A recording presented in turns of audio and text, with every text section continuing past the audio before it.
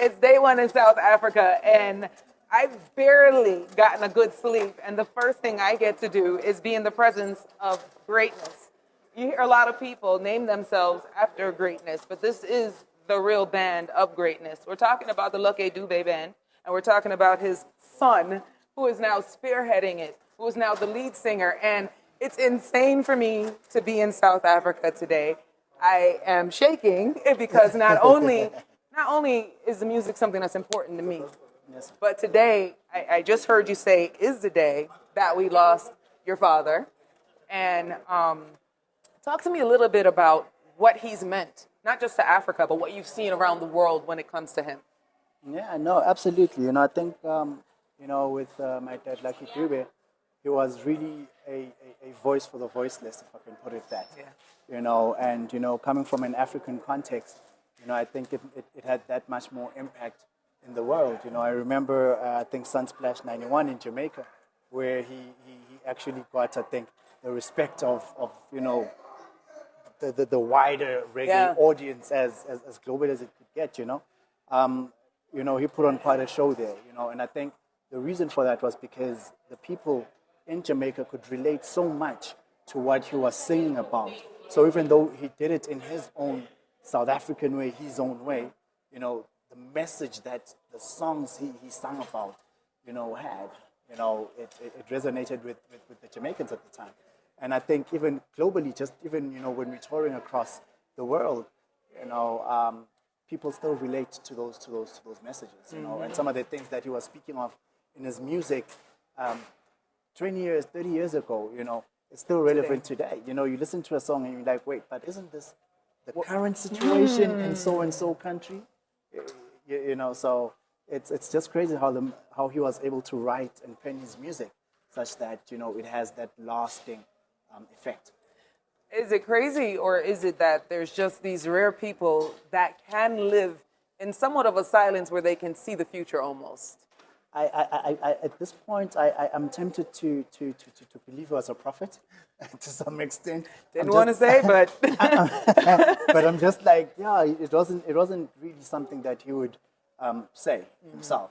You know what I mean? But when you look at the music now, when you look at situations, you're like, this guy either knew something that we didn't know, or this guy could see things we could not see.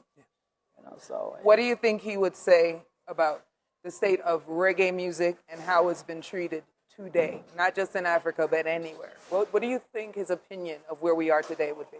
Yeah. No. So look, I'm not sure, and I wouldn't want to project, but I'm not sure in what sense you mean that. But what we need to understand about music as a whole is it needs to evolve.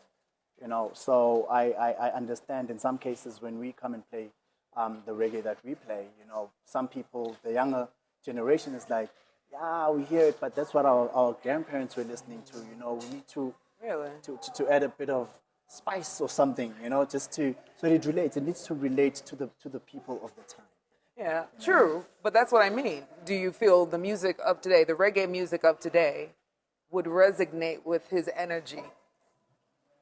Not yours. I'm talking in general. In general. Because, if we think about the 90s, we think about the 80s, we can call names left, right, front, and center. You can pull Barrett, Sanchez, Yes. Marcia Griffith, Luciano, Luton Fire. We can call it, can you know call what I all of mean? them. Anthony P. But today, do you feel like the medicine that was in the music then? We have the big wow, but do you think the medicine is still in the music? So I do think it's in the music, right? And I think it's just, times have changed in terms of how we consume music. So if you look at a lot of those guys, how they were releasing their music was, they will release one album, and you know that this album has to, the next year, 2 years, I need to listen to this. Yeah. So you actually get into the mindset of what was this person thinking? What does this mean? What does that mean? You dissect it more and you enjoy it for long, right? Which is why we have so many classics from all these people that you name, right? The classics are still running it. They're still running, They're right? still running But it. now, if you look at how we consume music today, Yeah. 30 seconds is a lot. If I don't like what I hear in 30 seconds, I'm not You coming give back. it 30? No, no, but I give it 10. I'm just saying. You give it that much? But I mean, but that's what it is today. And you might miss gems just because when you listened for the first 10 seconds, 30 seconds, you didn't hear what you like. Yeah. And it's out the window. Sure. What does the artist think? Not a success. Maybe that's not the direction I need to go in. I didn't even hear the whole song. I heard 30 seconds.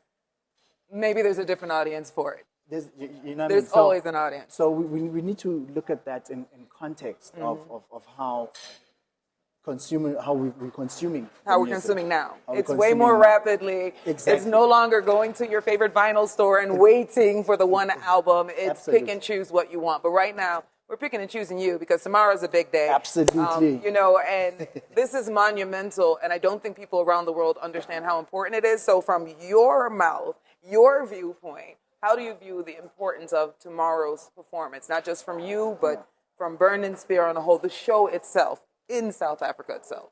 You know, Burning Spear is getting old.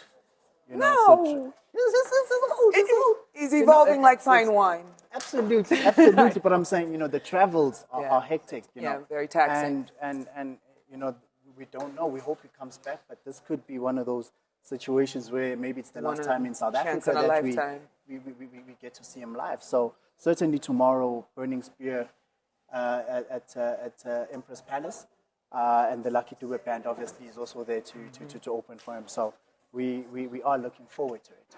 You know, I mean, it's really going to be a good time, and I hope people come out and just to see. You this. hope? Oh, please.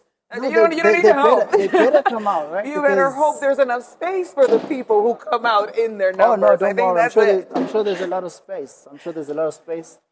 Tickets are still available, I'm sure. So yeah, people should definitely come out and let's enjoy a night of reggae music. I think we're going to do that. Big up to Lioness Productions. My first day in South Africa, I don't even know how day 2 is going to go. Cut.